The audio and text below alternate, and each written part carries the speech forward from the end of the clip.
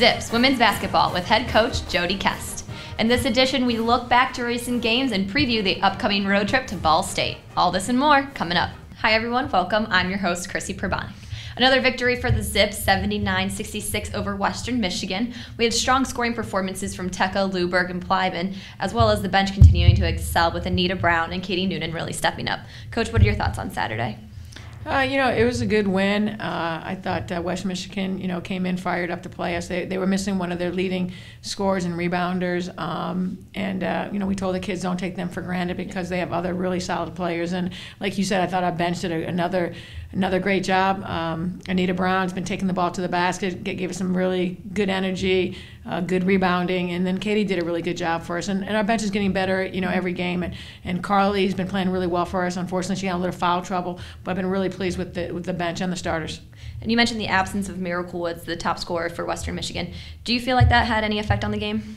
Well, yeah. I mean, anytime your leading scorer and rebounder is not there, it does have an impact on the game. But we can only coach our kids with the players that are out there. We can't control that, and we just we started off slow again. But I thought we responded, and we had great support from, like I said, not just the bench but the starters too. Did that change the way that you had set up for the game? Yeah, we had to make some adjustments. We were going to do different things against Miracle that we started to do against their other post players. But we had spent a couple of days on that, and I thought our kids did a pretty good job of adjusting to that. Do you feel that the product that you have on the court right now is the team that everyone was so highly anticipating preseason? Say that one more time. Do you feel that the team that you have out there playing right now is the team that was so highly anticipated preseason? Like they're really playing to where you expected and everyone expected them to play? Well, we didn't really worry about any of those things. We just, we just wanted to get better every day. We played good competition early on.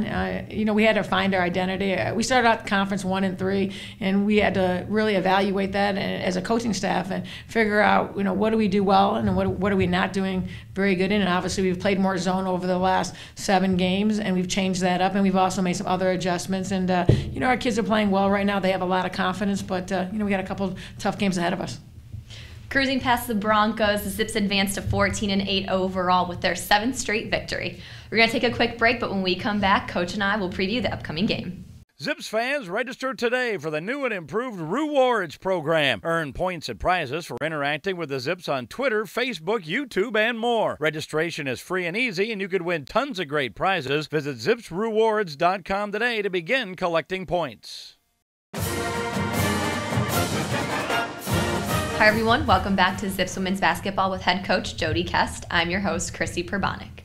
Coach, before Western Michigan made their way over here, you guys traveled to NIU. How was that game for you? We won, so yes. that was the most important thing.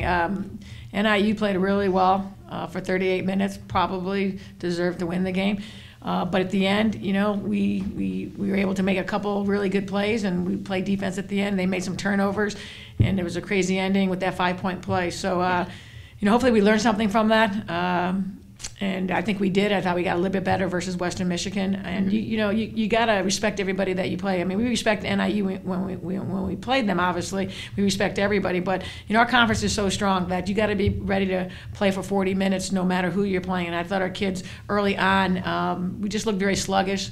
And we just did not play to our ability. I didn't think, but we were very fortunate to win. And but I give our kids credit because they executed our plays at the end when we needed it, and they got a couple stops at the end when we needed it.